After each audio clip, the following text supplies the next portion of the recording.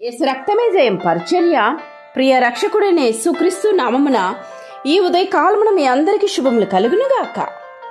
ఇదిగో నేను ఒక నూతన క్రియ చేయుచున్నాను, ఇప్పుడే అది మొలచును, మీరు దాన్ని ఆలోచింపరా? నేను అరణ్యములో త్రోవ కలుగు చేయుచున్నాను, ఎడారిలో నదులు పారు చేయుచున్నానని దేవుడు సెలవిస్తున్నారు. ప్రియ సహోదరి సహోదరులారా, దేవునికి ఉన్న అనేక లక్షణాలలో ఒక లక్షణం అసాధ్యమన్నదే లేనివాడు అని. ఆయన అంత గొప్ప దేవుడు. మన దేవుడు అసాధ్యమును సుసాధ్యము చేయగల సమర్థవంతుడు. నీ జీవితంలో అసాధ్యం అనుకోని పరిస్థితిని దేవుని చేతికి అప్పగించి చూడుము, దేవుడు దానిని సాధ్యపరచును.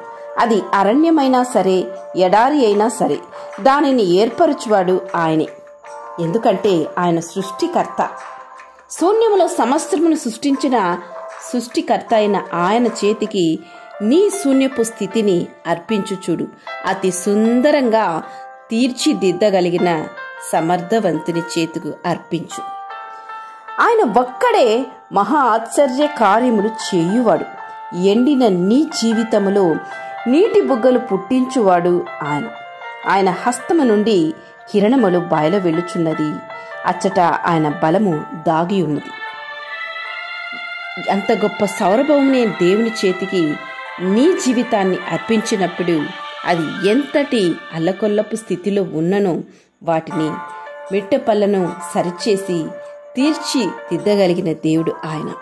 నీ జీవితాన్ని ఆయన చెంత సమర్పించి నిశ్చింతంగా ఉండు, ఆయన నిన్ను ఆశీర్వదిస్తారు. మన పితరులను అరణ్యములో నడిపించిన దేవుడు ఆయన. నీ జీవితాన్ని కూడా అరణ్యములో ఉంటున్నదా? నీ జీవితాన్ని కూడా ఎంతో సస్యముతో కప్పడానికి ఆయన చాలు. ఆయన చెంత సమర్పించి నీవు వేచి ఉండు, దేవుడు నిన్ను ఆశీర్వదించి దీవించునుగాక. ఆమేన్. యేసు రక్తమే జయం పరిచర్యలో మీ సహోదరి. God bless you.